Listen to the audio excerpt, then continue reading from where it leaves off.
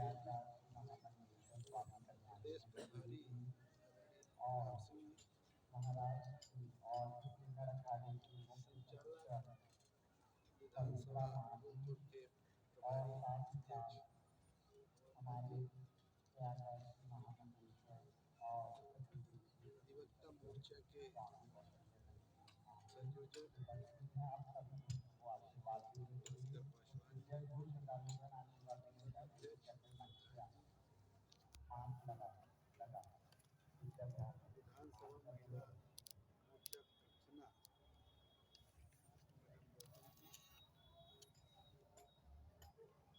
महिला मोर्चा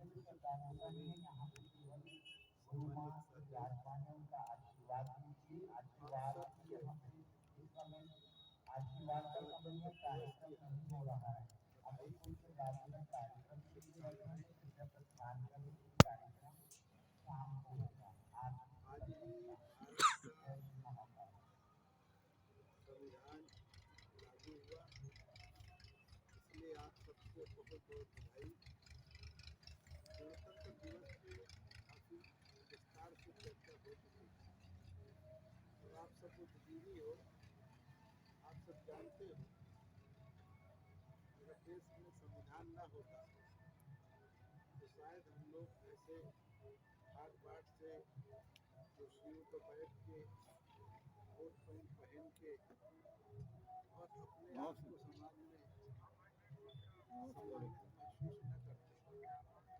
करते। पंडाल में कार्यक्रम चल रहा है, वही धोती वाला पुल पे जहाँ तक बात कर रही 5 थी नंबर कि था। देश में महिलाओं की हाँ, कहीं वही बर्दाश्त नहीं थी, आई है। अपने घरों से निकलने की इजाजत नहीं थी।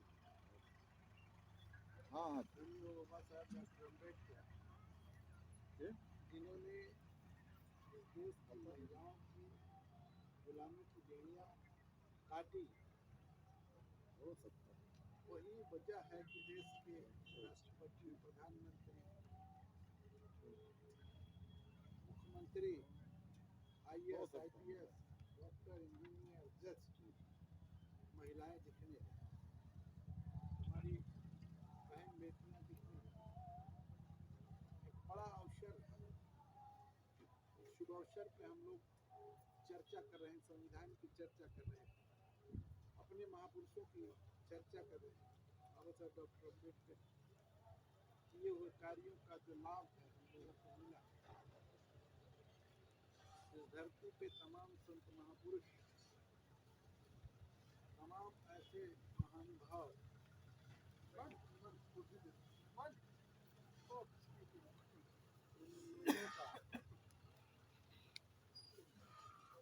संत महापुरुषों के जो संघर्षों का जो योगदान रहा है वो समाज को मिला। आज जिस पे चर्चा हो रही थी कि नगरी में, प्रयाग की नगरी में जब डॉक्टर अम्बेडकर राष्ट्रीय एकता मंच का एक छोटा सा पंडाल कहीं हुआ करता था, आज एक भव्य कार्यक्रम हो रहा है, एक बड़ा पंडाल बन रहा है और इसका एक संदेश है। ये छोटी गोष्ठी हो सकती है लेकिन उसका पूरे देश में, पूरे विश्व में जो आज आपकी ग्रुपिंग छोटी छोटी हुई है, आप लोगों ने यहाँ पुष्पांजलि किया, माल्यार्पण किया, ये भारत के अलावा दुनिया के 17 देशों में आज पहुंच गए। ये बहुत बड़ी उपलब्धि है। आप सबका चित्र वहाँ बैठा दक्षिण अफ्रीका का लोग, अमेरिका के लोग, जापान के लोग, थाईलैंड के लोग, कोरिया के लोग, कंबोडिया के लोग सब आज देखेंगे।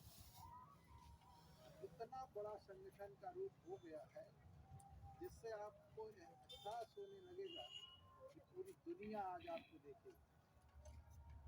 ये आपका सिर्फ मेहनत है। डॉक्टर अम्बेडकर राष्ट्रीय एकता मंच की जो विचारधारा है, जो सबको समाहित करना चाहता है, पूरे देश में जो विभिन्न जातियों में बटा हुआ है, उनको एक मंच पे लाने के ऐलान किया है। समस्त बुद्ध अम्बेडकरवादी अपना विचार और मंच साझा करें, एक जगह बैठे जब हम 66 जातियाँ 108 जातियाँ अदर बैकवर्ड कैलेंडर बढ़ के 6743 जातियों में विभक्त हो गए। देखिए ये अलग अलग हैं भैया। कितना बड़ा दुर्भाग्य है। हम आपके कैमरा पकड़ में दे रहा हूँ। तमाम लोग पिछड़ी जाति को कहते हैं कि पिछड़ी जाति के लोग सुधर जाए तो कितना कितने चाहिए? अभी लोगों को पता ही नहीं है कि तो दे पिछड़ी दीजिए, 20 जाति दे है दीजिए। कौन। 20 तो भी बड़े होंगे बड़े नहीं। पढ़े लिखे अच्छा लोग भी जितना हो वो दे बड़ा दीजिए, 10 5। पिछड़ी जात सुधर जाए। पता ही नहीं पिछड़ी एक जात कार्यक्रम वहाँ है ना भैया। हम लोग शेड्यूल कास्ट के लोग अपने को शेड्यूल कास्ट कह के एक छोटे दायरे में बटे हुए हैं। शेड्यूल कास्ट का मतलब क्या है ये भी नहीं पता है। बड़े बड़े विद्वानों से चर्चा होती है तब पता चलता है कि पिछड़ी जाति कौन है। इस देश में जो संविधान की रचना हो रही है, संविधान में दबे पिछड़े लोगों को निश्चित कर रहे थे। तब ये सोचा जा रहा था कि कौन सी जातियां जो पिछड़ी हुई है, जो आर्थिक रूप से, सामाजिक रूप से, शैक्षणिक रूप से, उनकी एक लिस्ट बनाई जाए और इस लिस्ट को इस तरह से बनाई जाए जिसमें उनके उत्थान के लिए काम हो। वो बातें संवैधानिक भाषा में लिखी गई जो आर्थिक रूप से, सामाजिक मैडम रूप है से, और उधर शैक्षणिक दो रूप लोग से पिछड़ी वो लोग उधर हैं, आए हैं। उनकी लिस्ट ये बनाई नहीं है, जाए। ये तो ये जा ले जा रहा है कैलेंडर और दे का रहे हैं, नाम कैलेंडर था दे रहे हैं। नहीं कैलेंडर है, शेड्यूल ऑफ कैलेंडर है। Backward community. पिछड़ी जातियों की जो सूची बनी उसका नाम था schedule of backward community. Backwards निकाल दिया गया, शेड्यूल ऑफ कम्युनिटी ऑफ निकाल दिया गया, इन शेड्यूल इन कास्ट इन निकाल दिया गया, बचा शेड्यूल कास्ट। शेड्यूल कास्ट के विद्वान साथी कहते हैं कि हम ही शेड्यूल कास्ट के। सही बात। टाटा कालेलकर और मंडल आयोग की सिफारिश के बाद एक दूसरी लिस्ट बनी। उस लिस्ट का नाम था schedule of other backward community. उसमें से शेड्यूल ऑफ निकाल दिया गया, बची other backward community, other backward community, OBC जिसको हम कह रहे हैं। अब आपको सोचना होगा कि पिछड़ी जाति कौन है।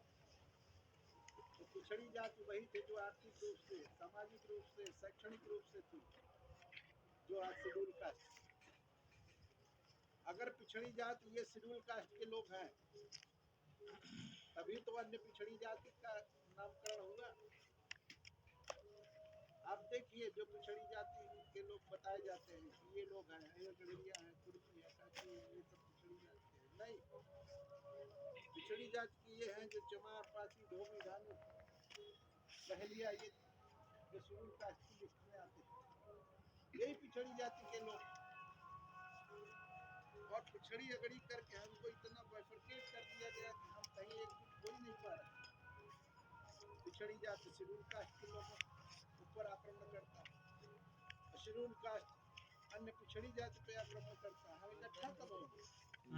हम सब बहुजन के लोग जो पिछड़ी जाति के लोग हैं, जब ये तो 4 लोगों का है, तब ये देश बच पाएगा, मंच मजबूत हो जाएगा। इसीलिए डॉक्टर अम्बेडकर राष्ट्रीय एकता मंच ने कहा कि समस्त बुद्ध अम्बेडकरवादी अपना विचार और मंच साझा करें।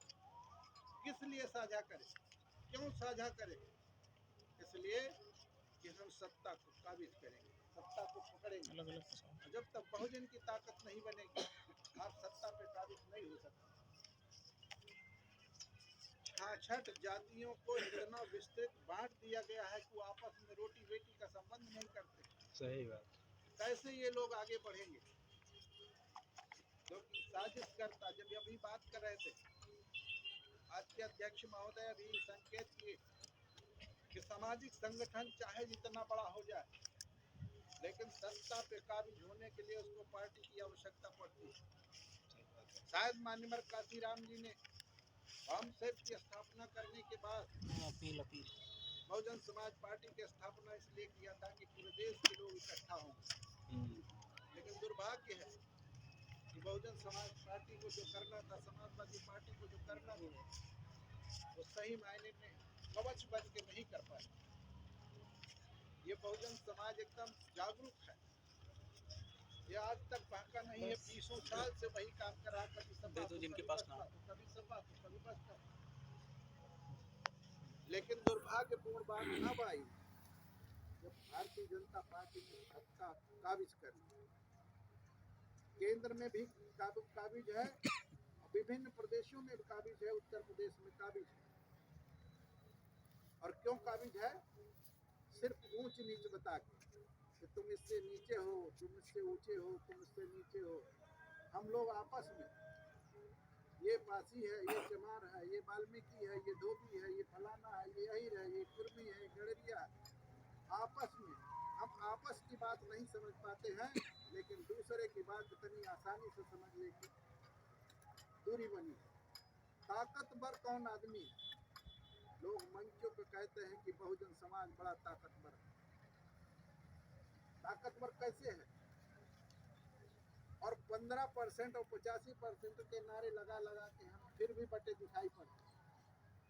आंकड़ा लगाइए कि 15/3 और 85/10,000 वो बड़े हैं कि हम बड़े हैं? 15/3 ब्राह्मण बनिया ठाकुर, ये 3 भागों में बटेंगे, लेकिन बाभन रोटी बेटी का संबंध इतना घनिष्ठता से कर लिया है कि आप पकड़ के भी खींचेंगे तो टूट नहीं सकता। मिश्रा पाणे के यहाँ शादी करेगा, पाणे के यहाँ शादी नहीं करेगा, मिश्रा के यहाँ शादी नहीं करेगा, शुक्ला के यहाँ शादी नहीं करेगा, एक दूसरे से करेगा। हम पासी चमार के यहाँ नहीं कर सकते, चमार धोबी के यहाँ नहीं करते, धोबी अहिर के यहाँ नहीं कर सकता, अहिर कुर्मी के यहाँ नहीं कर सकता। कैसा बहुजन समाज? और कैसे बहुजन समाज की कल्पना किया जा सकता है जब हमारा खाना पीना नहीं है, उठना बैठना नहीं है, बातचीत नहीं है, रोटी बेटी का संबंध नहीं है? कैसे समाज इकट्ठा कर लेंगे? बस ये सुन के कि बहुजन समाज, इस बहुजन समाज की कल्पना हम करते हैं। तथागत बुद्ध की बहुजन समाज की बात करते हैं, बाबा साहब डॉक्टर अम्बेडकर के मिशन की बात करते हैं, या माननीय काशीराम की बात करते हैं। कहाँ दिमाग हमारा है? तथागत बुद्ध कहते हैं बहुजन हिताय बहुजन सुखाय लोकानुकंपाय पाए, बहुत लोगों का कल्याण हो, बहुत लोगों को सुख मिले। बाबा साहब डॉक्टर अम्बेडकर कहते हैं जाति विहीन समाज की स्थापना हो, शोषण विहीन समाज की स्थापना हो। माननीय काशीराम 1585 की बात करते हैं। किस मिशन की हम लोग बात करते हैं? किस समय हम देश की सत्ता को हासिल करेंगे? ये बुद्धिजीवी लोग जो देश के पढ़ा लिखा है वो गुमराह है। वो कहता है मेरे से बड़ा विद्वान कोई है ही नहीं, हर आदमी अपना विद्वता छाट रहा। अरे नमन करो बाबा साहब डॉक्टर अम्बेडकर को, तुमको पढ़ने का मौका मिला, संविधान में अधिकार मिला।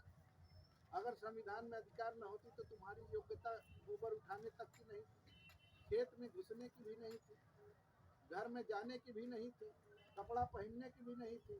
कौन सी योग्यता लेके हम टहल रहे? फिर भी आपस में भाईचारा नहीं बन रहा। दुर्भाग्य है इस देश का कोई नेता नहीं है, चाहे देश का प्रधानमंत्री हो, चाहे मुख्यमंत्री हो। जब वो चुना जाता है तो देश के लिए चुना जाता है कि देश का प्रधानमंत्री, जब वो चुना जाता है तो चुना जाता है कि प्रदेश का मुख्यमंत्री। लेकिन चुनने के बाद सबसे पहले वो पार्टी के हो जाता है, बाद में वो प्रदेश का और देश का होता है। ऐसा दुर्भाग्यपूर्ण स्थिति में हम लोगों को क्या निर्णय लेना चाहिए? कैसे भाईचारा स्थापित करना चाहिए? कैसे हम पूरे बहुजन समाज को इकट्ठा करें? आज स्थिति बहुत भयानक है। जब संविधान पर खतरा, देश पे खतरा हो, देश के जवान लड़ सकते हैं, देश में आतंकवादियों को आने नहीं देंगे, विदेशियों को आने नहीं देंगे, लेकिन जब आपके देश पे, आपके संविधान पे खतरा होगा तो उसका जिम्मेदार कौन होगा? वो देश के नागरिक होंगे जो इस देश में निवास कर रहे हैं, जो संविधान के बदौलत अधिकार प्राप्त किए हैं, जो सारी सुख सुविधाएं ले रहे हैं, सरकारी नौकरियां ले रहे हैं, हर जगह उनका हक हकूक मिल रहा है। देखिए, अगर खेत से ये जानवरों की भीड़ चली जाए तो खेत बच पाएगा, और संविधान इन गद्दारों के हाथ में चला गया, क्या संविधान बच पाएगा? यही तो दुर्भाग्यपूर्ण है कि भारत के संविधान को भारत की राजधानी में फाड़ा जाए, जलाया जाए, बाबा साहब डॉक्टर अम्बेडकर के नाम पे मुर्दाबाद लगाया जाए। कैसे बचेगा संविधान? हमको घर से निकलना होगा, गांव गली मोहल्ले में जाना होगा, तब जाके हम एक एक लोगों को समझा पाएंगे। और इसके लिए बहुत समय नहीं है कि हम अभी आराम कर लें तब जाएंगे। जिन मनवादी व्यवस्था के लोगों को, आरएसएस के व्यवस्था के लोगों को हम देखते हैं, वो रात दिन झूला लगा के टहलते रहते हैं, गांव गली मोहल्ले में पान की दुकान पे, चाय की दुकान पे बैठ के बात करते रहते हैं, सरकार बनाने की बात करते हैं, सरकार की जिम्मेदारियों का जो बखान करते रहते हैं कि सरकार ये कर रही, सरकार ये कर रही। हम आप सुन के गिलाए रहते हैं। हमारा एक तरफ अधिकार और संविधान छीना जा रहा, हम 5 किलो आटा और चावल में मस्त है, करे वो तो फ्री में दे रहा है, तब कोई सरकारी दे नहीं। आपको गुलाम बनाना चाहते हैं। 80 करोड़ लोग, देश के 80 करोड़ लोग 2024 के बाद अगर इनकी सरकार बन गई 2024 के, तो 80 करोड़ लोग भुखमरी के कगार पे चले जाएंगे, या तो फांसी लगा के मर जाएंगे या भूखे मर जाएंगे, कोई बचाने वाला नहीं मिलेगा। हम क्या समझ रहे हैं? व्यवस्था जो आम जनता की होनी चाहिए, जो लोकतंत्र की व्यवस्था होनी चाहिए, उस देश से हट गए। हम लोकतंत्र में नहीं है। अभी हमको आरक्षण वाले कहते हैं। अभी गरीब सवर्णों को 10% दे दिया, हमारे लोग ताली बजाए के उसको पास करा दिए। कोई कहता मैं मांग पहले किया था 10% के लिए, कोई कहता मैं मांग पहले किया था। स्वागत कर रहे हैं। हमारी आय 2 लाख है तो हम गरीब हैं, 2 लाख से ज्यादा हो जाए तो हम अमीर हैं, और जो गरीब सवर्ण है 8 लाख हो जाए तो वो गरीब है, 8 लाख से ज्यादा होगा तो अमीर होगा। क्या हमको दिखाई नहीं पड़ता है? अगर दिखाई पड़ता तो हम इसका विरोध किए कभी? कैसे हम देश की सत्ता को ले पाएंगे? इसलिए जो तमाम बुद्धिजीवी वर्ग के लोग संगठन में शामिल हैं, विभिन्न संगठनों में बाबा साहब डॉक्टर अम्बेडकर, तथागत बुद्ध, ज्योतिबा फुले, पेरियार, ललाई सिंह यादव, तमाम के विचारधाराओं से जो अलग अलग मंच बनाए हुए हैं, हम आग्रह करते हैं सबसे कि सभी एक मंच पे आए और अपना विचार मन साझा करें। रही बात हम सत्ता में कैसे जाएंगे, हमारी केंद्रीय कार्यकारिणी है, हमारे प्रदेश की कार्यकारिणी है, उस तमाम कार्यकारिणी में हम अपने विचार को रखेंगे। आज जैसे आज के अध्यक्ष हैं बैराम आश्रय पटेल जी, इन्होंने रखा है कि संगठन आपका पूरे देश के 26 प्रदेशों में है। हमने पहले भी आग्रह किया था, अब भी आज भी आग्रह कर रहे हैं कि जब तक हमारे पास अपनी पार्टी नहीं होगी, विचारधाराओं की पार्टी नहीं होगी, तब तक हम सत्ता पे काबिज नहीं हो सकते। भटक रहे हैं तमाम ही लोग। मिशन की बात करते हैं, कौन सा मिशन लेना है? हर आदमी कहता मैं मिशनरी हूँ। कौन सा मिशन? कोई 2014 लिखा, मिशन 2014, 5 साल चुप रहा। 2000 मिशन 19, 5 साल चुप रहा। मिशन 2024, कुछ लोग 2012 मिशन, 2017 मिशन, 2022 मिशन। कौन सा मिशन है?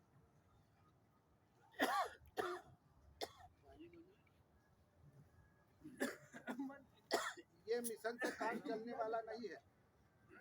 भारत के संविधान में आरक्षित सीटें सुरक्षित हो गई है। आप लड़ो, चाहे आपका भाई लड़े, चाहे आपकी बिरादरी लड़े, वो तने लोग चुन के जाएंगे ही पार्लियामेंट और विधानसभा। लेकिन सवाल उठता है कि चुनाव जीतने के बाद पार्लियामेंट के जो हमारी जिम्मेदारी है, जो दायित्व है, वो कैसे पूरा होगा। वही मिशन है कि हम विधायक बन के जाएं। ये मिशन नहीं है कि हम विधायक बन के जाएंगे तो अपने समाज के लिए बात करेंगे। देश का दुर्भाग्य है कि जितने सुरक्षित सीट से जाते हैं वो डर के मारे बोलते नहीं कि अगला टिकट कट जाएगा। तब क्या होगा। ये तो नेता है भवननाथ पासवान, चिल्ला रहे हैं इनको तो विधायक बनना नहीं है, हम किसी तरह से बन गए तो हमारी टिकट फिर से कट जाए, इसलिए हम फला जाति के बोलने लगे। ये फला है, ये विधायक नेता बने हैं, हम तो विधायक बन चुके, आगे के हमारी मिशन ठीक हो जाए। वो इसलिए नहीं जाते हैं कि हम विधायक बने। मैं 2014 का एमपी होता अगर मेरा मिशन यही होता, 2019 में दोबारा भी एमपी हो जाता अगर मिशन यही होता, 2017 में और 2012 में मैं विधायक बन के चला गया होता तो ये बात करने ना आती। और 12 साल पहले